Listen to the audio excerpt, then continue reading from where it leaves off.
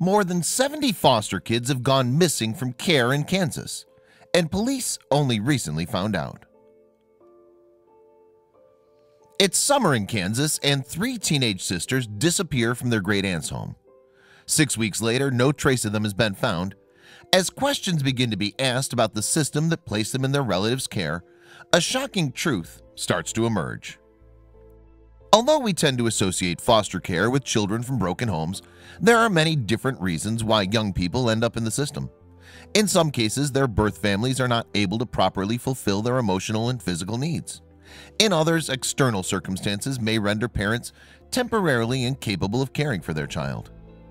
In 2017, more than 7,000 children spent time in foster care in Kansas alone. Of these, some went on to return to their families, while others ended up permanently placed with adoptive parents. Additionally, there was a third group composed of young people who eventually grew too old for care. While in the system, the majority of these children were living in a family foster home. After that, the next most popular option was to place them in a relative's care. In fact, in 2017, more than 2,300 young people had been removed from their homes and temporarily accommodated this way. Back in March 2017, Emily, Amy, and Kristen Utter left their parents' home to live with a foster carer, Debbie Miller, in Tonganoxie, a city in northeast Kansas. As the great aunt of the girls, who were all under 16 years old, Miller hoped to be able to provide them with a loving home. Then on August 26, 2017, Emily, Amy, and Kristen disappeared from the home that Miller shares with her husband Terry. As the authorities investigated, they learned that the girls had been speaking about problems in their foster environment. However, police failed to uncover any evidence of abuse. 6 weeks later, and the girls were still unaccounted for. On October 10, 2017, an article appeared in the Kansas City Star. In it, Miller appealed to the public, hoping that some information could lead to a reunion with the missing youngsters.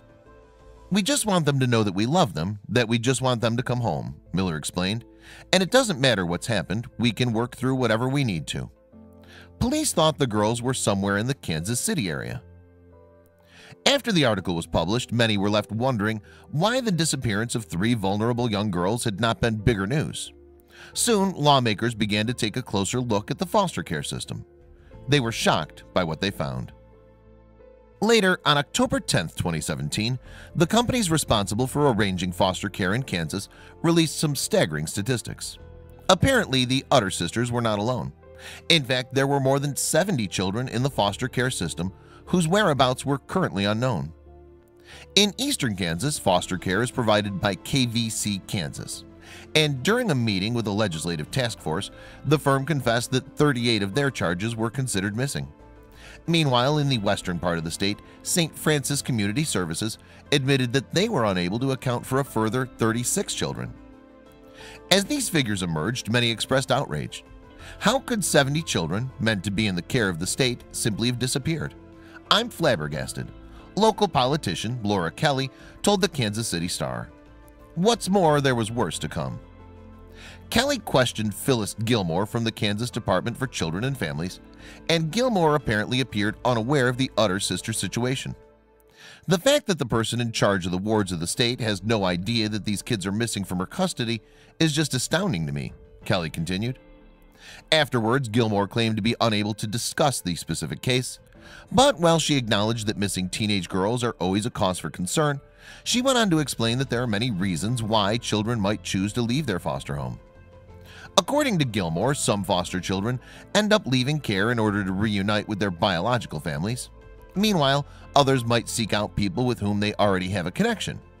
Additionally, sometimes missing children will notify authorities that they're safe, although they won't disclose their location.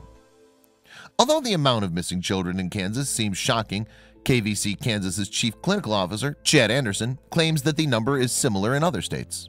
Furthermore, it represents just 1% of the total foster care population. Nevertheless, Anderson admitted that the situation was less than ideal and that there was room for service to improve. "I don't know that we as contractors have shared as much in terms of missing youth and the day-to-day as we probably should," he confessed to the Kansas City Star. Eventually, the Millers hired a private investigator to help in the search for Emily, Amy, and Kristen. Then, on October 14, 2017, there was a break in the case.